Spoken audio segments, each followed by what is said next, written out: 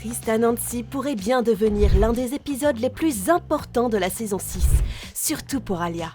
Pour la première fois depuis longtemps, tous les indices placés depuis Illustrator, Vampigami et Revelator semblent conduire directement à elle. Alors dans cette vidéo, parlons de Triste Anansi et de ce qui pourrait s'y passer. 1. Alia découvre la vérité.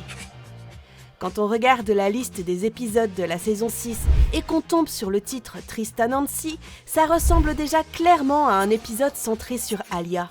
Le nom lui-même mélange Triste et Anansi, ce qui nous renvoie immédiatement à la saison 2 et à l'akumatisation de Nora. À l'époque, Nora n'était pas triste du tout, elle était furieuse, surprotectrice et imposante.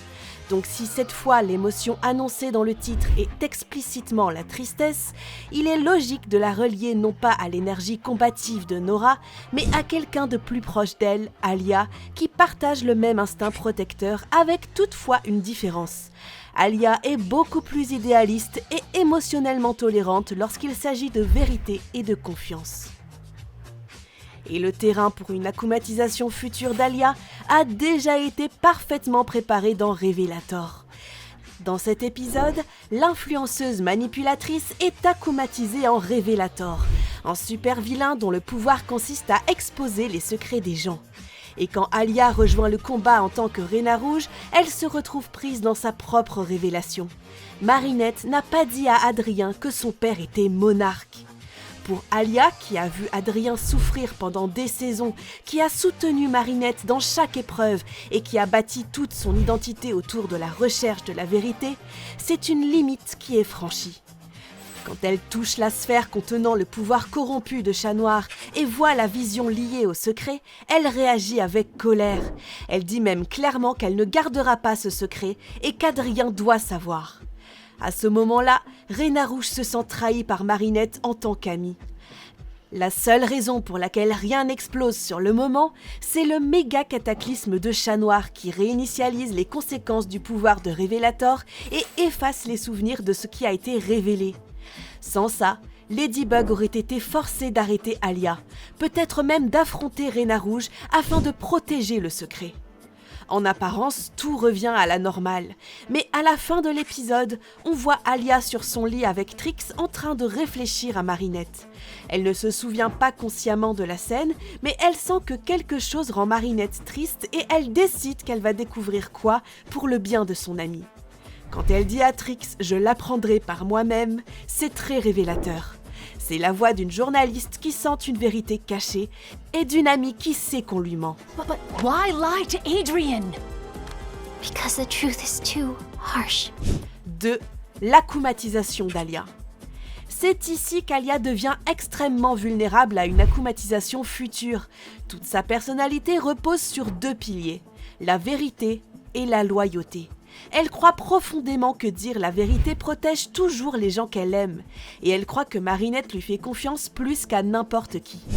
Revelator fissure silencieusement ces 2 fondations. On sait depuis longtemps qu'Alia est une excellente enquêtrice. Elle a révélé des mensonges de Lila, créé le Ladyblog, repéré les schémas de Monarque, et dans l'arme ultime, on a vu à quel point les secrets peuvent peser lourd sur son propre couple. Au fil de la saison 6, Alia peut lentement reconstituer les morceaux perdus de Revelator.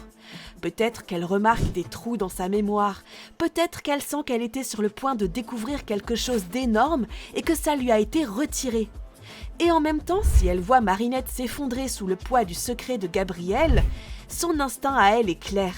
Si la vérité fait mal, on l'affronte. Si une amie souffre à cause d'un mensonge, on ne laisse pas le mensonge gagner. Donc lorsqu'elle découvre enfin le véritable secret, que Gabriel était monarque et que Ladybug a accepté de cacher cette vérité à Adrien, ce sera un énorme choc pour elle, une rupture totale. Marinette a choisi de maintenir l'illusion d'un père tragique plutôt que d'offrir à Adrien la vérité et la paix qu'il mérite. À ce moment-là, Marinette ne pourra ni interrompre, ni réinitialiser, ni trouver une solution magique. Contrairement à Revelator, il n'y aura peut-être pas de méga cataclysme pour effacer les conséquences. Et c'est exactement là que Cerise entre en scène, une manipulatrice parfaite. Elle soupçonne déjà Marinette d'être Ladybug et elle est obsédée par l'idée de détruire tout son cercle de soutien. Cerise comprend très bien les faiblesses humaines. Elle n'a pas besoin d'une caméra cette fois. Il lui suffit de pousser quelqu'un qui se sent déjà trahi. Alia est la candidate idéale. Proche de Marinette, impliquée dans les missions héroïques, émotionnellement attachée à la vérité sur Gabriel. Sous cette pression, tout ce qu'Alia n'a pas pu exprimer dans Révélateur peut ressortir d'une façon beaucoup plus sombre. Elle serait triste pour Marinette, triste pour Adrien et profondément blessée de ne pas avoir pu faire ce qu'elle croit juste. Si le titre Triste Anansi fait vraiment écho à Anansi, on pourrait voir une forme liée symboliquement à Nora. Non pas une grande sœur protégeant physiquement, mais une petite sœur défendant la vérité et essayant de maintenir tout le monde dans sa toile. Le pire scénario est brutal. En révélant que Gabriel était monarque, Alia pourrait également révéler que Ladybug le savait et a gardé le secret.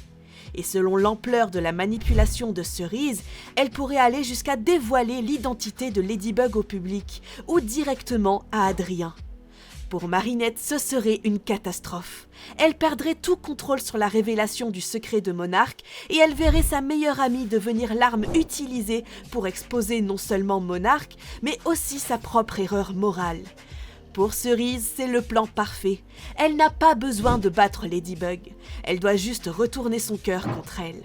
Une Alia akumatisée qui utilise la vérité comme arme serait 1000 fois plus dangereuse que n'importe quel vilain. You might not be able to control her, but you could control the company she keeps. 3. Alia découvre l'identité de Cerise. S'il y a quelqu'un capable de démasquer Cerise, c'est Alia. Depuis Illustrator, la dynamique entre Marinette, Alia et la nouvelle porteuse du papillon est passée en mode enquête totale. Alia recoupe les lieux, les horaires, les victimes, les comportements.